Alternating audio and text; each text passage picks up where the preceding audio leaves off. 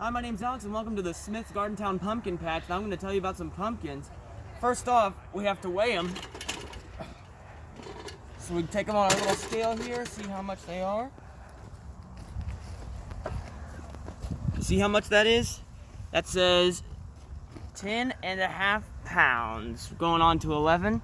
So we're going to say that one is going to be $3.99. We put a sticker for the front, and now they know how much it's going to be.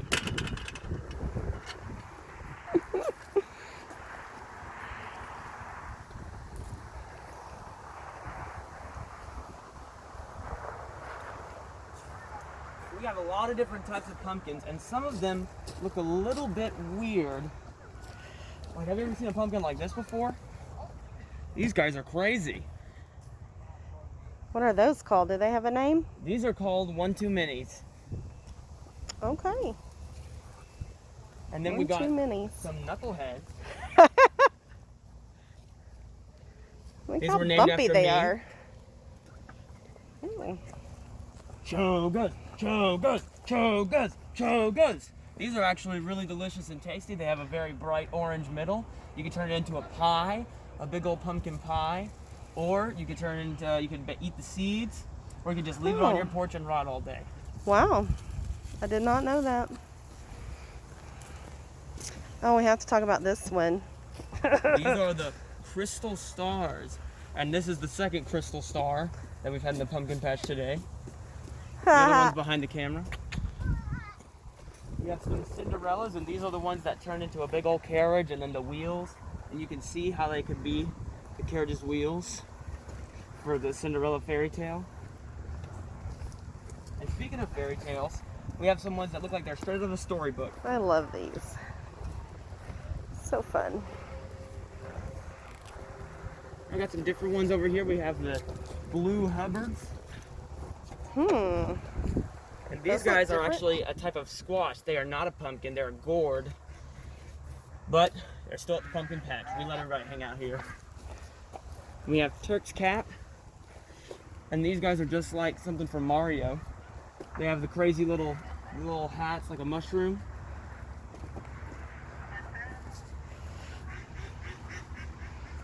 I don't even know what these are called, I'm going to be honest with you. But they're kind of crazy. They look like big zucchini, but I will tell you they do not taste like zucchini. You used to grow those, do you remember? We grew some of those one year. I do, I thought that was a zucchini that just got really big, am I wrong? No, it was a gourd, I think. It might have been zucchini, I'm not I think sure. we just had a really big zucchini. Don't mind my radio there, that's just how people talk around here in case we need to talk to other people in the building. Oh, we have those at school too. We have the mini pumpkins, and you know, you might think that this is just a baby pumpkin, but this is how big they grow.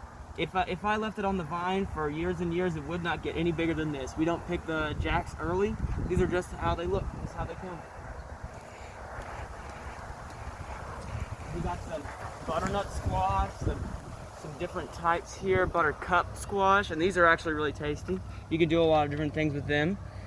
This guy, you see how he's a little bit wrinkled around here and kind of like squishy. That means he's rotten and he needs to go out. So I'm going to take him with me and take him to the dumpster. He's no good. Different squash over here. Now this guy wandered off. He needs to go somewhere else.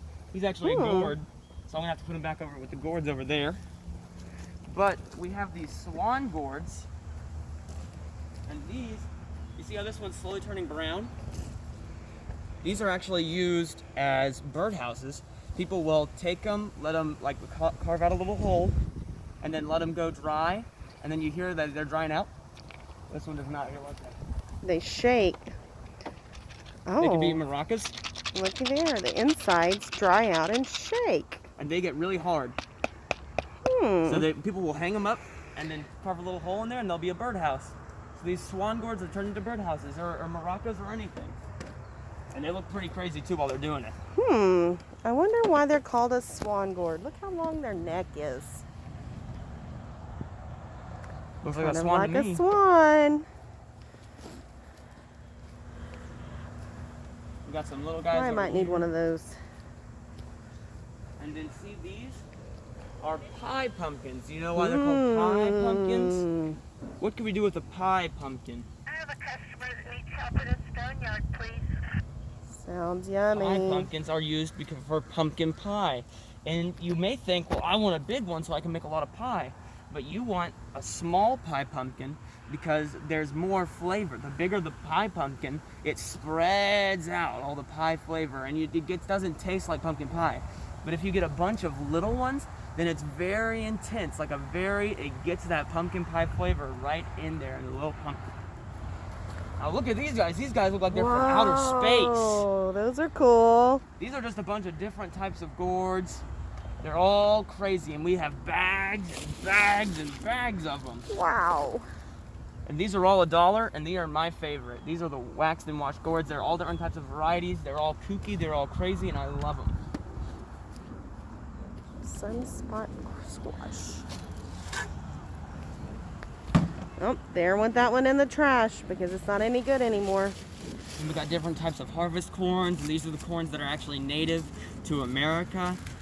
They've been cultivated for years and years. They weren't brought from anywhere. They're not your yellow sweet corns that we brought over. But we have these that have been an American treat, American delicacy for a long time now. You don't want to eat these because they're a little hard. But the ducks and the geese over there, they would love this corn. They go crazy for it. So it can go on your porch or in your bird's dinner bowl. All right, and then the last thing, which is the best part of the pumpkin, is all the jack-o'-lanterns. These are the ones that we're gonna carve. These are the ones that are gonna live on our porch. They're gonna have the scary faces, and they're gonna keep our houses safe whenever those ghouls and ghosties try to sneak around. They're gonna scare them away from your porch. So you make sure that you carve a big old scary jack-o'-lantern, because otherwise you don't know what's gonna be trying to come onto your porch Halloween night. These guys come from all shapes and sizes to the gigantic Wow. 40-pounders to ones That weighs as much as y'all do. that are a little bit smaller. Look at all of them. Like this guy right here.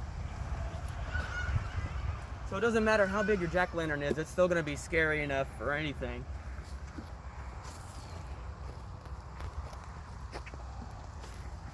So thank you for coming to the pumpkin patch. My name is Alex, and I hope you have a great day.